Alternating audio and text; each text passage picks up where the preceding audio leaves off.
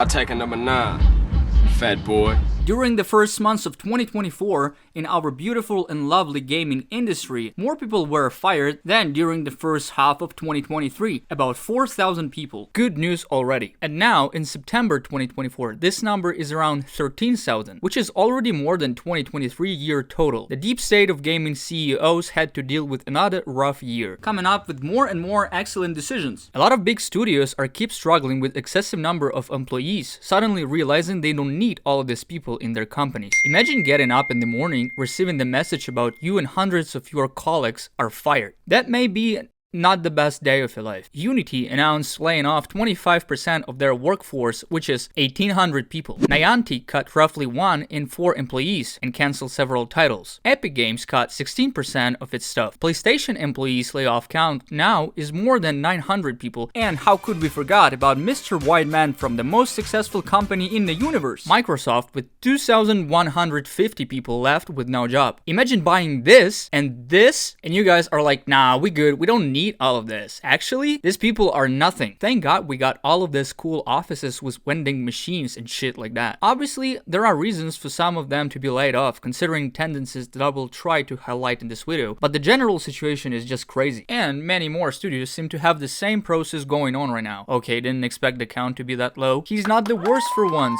So let's try to understand what was the reason for all of those scary numbers. And it all started with COVID-19. In 2020, people were forced to stay at home thanks to the worldwide disease, and they were surprised how much extra time they have to listen to Drake music inside Fortnite and actually eat shit not going far away from the console. According to the statistics, in 2020 total game industry revenue had a 20% increase comparing to 2019. What a great success, great numbers. Guess we're all making big games now. And it's pretty obvious that our favorite CEOs of making money sniffed the huge opportunity. And unfortunately for us, they have absolutely no doubt that the increase will be long term, so they have all the reasons to increase the amount of new open projects, and as a result, a lot of new employees to work on those projects. Who could have thought after 2 years of quarantine, people got bored of gaming and turned back to real life, as probably a lot of them had better things to do than this shit. And they left the market, let's say, overwhelmed with the projects in undefined status and a lot of concurrency between companies that are trying to get an attention of people that are basically no longer there. They just stop playing games and the numbers turn back to pre-COVID value. Apparently my cool audience is too busy ruling multiple companies and riding Lamborghini to check the statistics.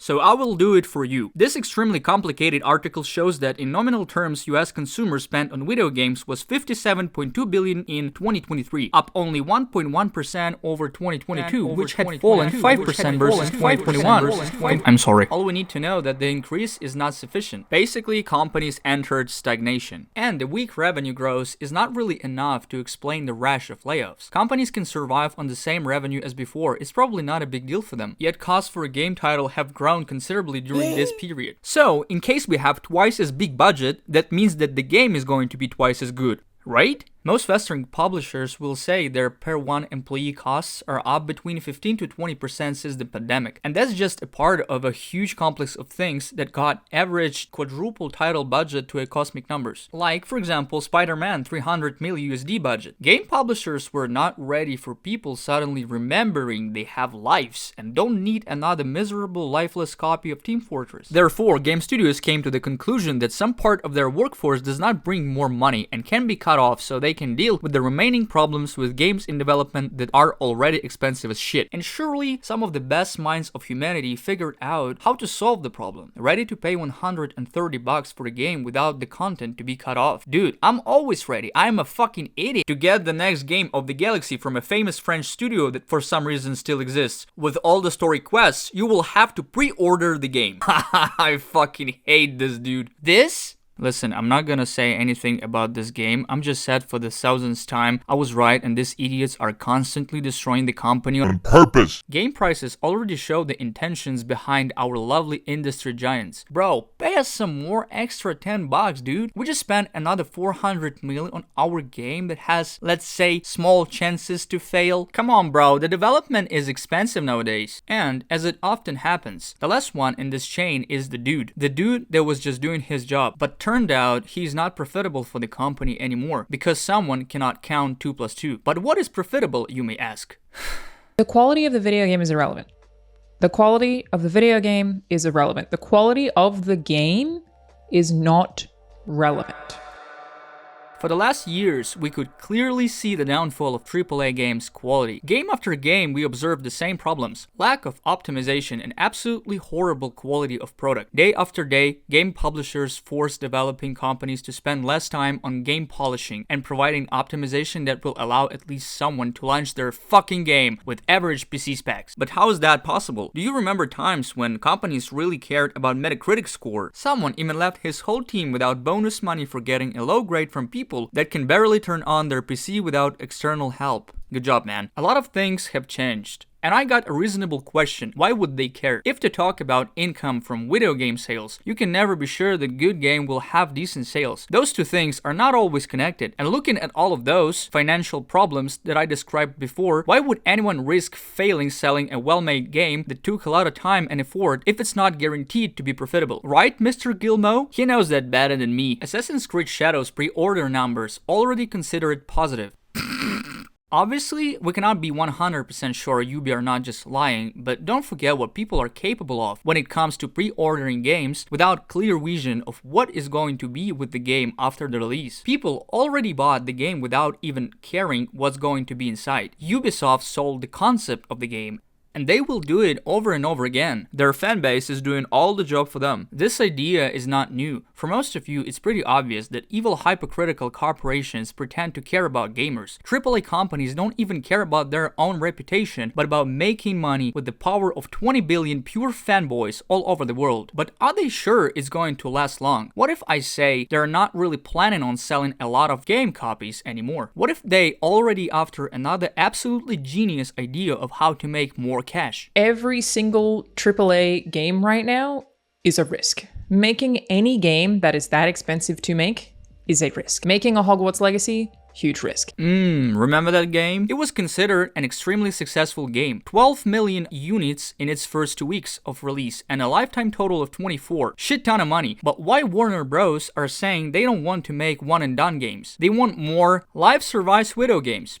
Yeah. What can be better than good selling game? Good selling XP booster in bad selling game, of course. I may assume you already know the concept of Life Survives game. Stable flow of microtransactions and real-time span in game, because time span equals money thrown into your favorite skin changer simulator. Basics. You play the game with your friends every night. You may even slightly enjoy it, so why not buy a cool skin to enjoy it even more? It's not a big deal, right? You get cool cosmetic item or new stat booster that will allow you to progress faster to skip the game mechanics you paid for at the first place. And the publisher gets his money. That's a win-win, right? You may say, yes, Life Survives. Everyone knows about them. Everyone hates them. It's not new. Everyone knows about their problems. However, unfortunately for us, the statistics show that this is the way to make money. At current moment, PlayStation makes half of their revenue with only 10 games out of all the other 9,000. And it's not surprise all of them are Life Survives games. Only 10 games needed to make as much as their whole library. But in case this concept is so efficient, why do we have such a shit show games like Suicide Squad and them? This thing. Games that are so poorly made, they don't stand a single chance of even covering the budget. Aren't companies afraid of making a bad Life Survives game that will fail holding its fanbase for more than 2 weeks after release? Did they forget about putting at least a little of effort to make a profit out of it? They didn't, because they didn't have such a goal. The live service game could fail, but it failing is still a better risk to take than making a AAA single-player one-and-done experience at this point. Both Life Survives and more classic games have pretty even risk of failing, so as a game publisher you have to choose wisely, because after all, a successful game has a good chance to pay off all the previous unsuccessful attempts, thanks to the microtransactions. Didn't work out? Make 11 more. What are we, fucking stupid? My bad, 6 games actually. So this is how you want to come back after that one game didn't meet expectations. Bro, you need 10 fortnights to cover that massive fail. Recently, as you may notice, another legend of game industry has fallen after whole months of dominating on video game market. Rest in peace. Oh no! Anyway. My second favorite company had a dream. Since the first launch of Blizzard Game of the Year winner, they had a dream to have their own little cozy multiplayer shooter shooter with cute little loot boxes and trending character styles that will surely catch an eye of a regular gamer. But all the marketing issues and toxic positivity during the development process destroyed all the sweet dreams of little Jimmy. What a sad story. Only 25,000 copies sold, and one of the biggest reasons to think twice in the future. Sadly, making a fun, high-quality shooter is not enough in the oversaturated live survive space these days.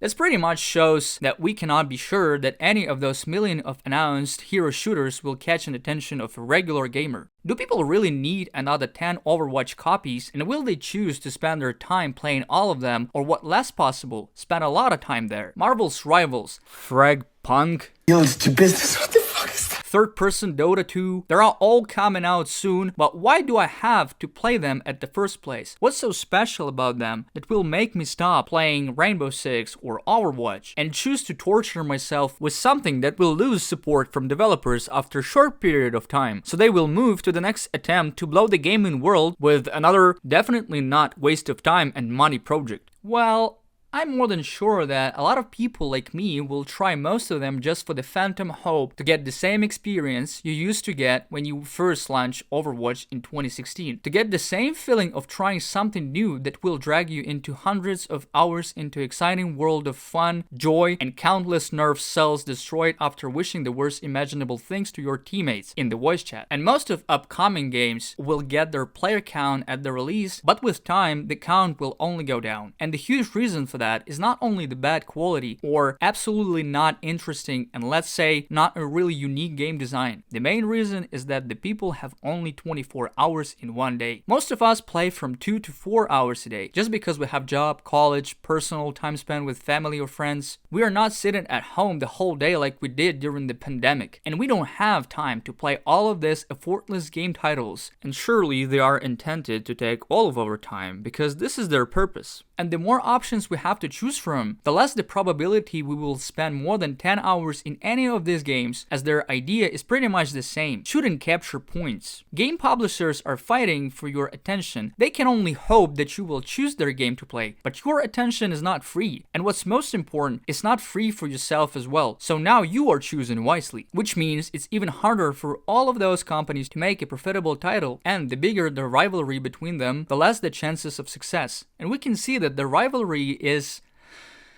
between these guys, and they will make sure that you, the cool gaming sir, will get a whole garbage of options of what to play. But what if all of them will fail? What if everyone will lose a lottery because of a strategy that is based on a pure luck? More and more studios will be closed, more and more talented game developers will lose their jobs, or choose to give up AAA for indie games where the situation is much more stable and clear. For now, it is difficult to say if the problem we are talking about is gonna last long. After all, the market is changing every year, and all the changes in gaming industry are supposed to balance themselves at some point. The only thing we can do is wait and please stop pre-ordering games.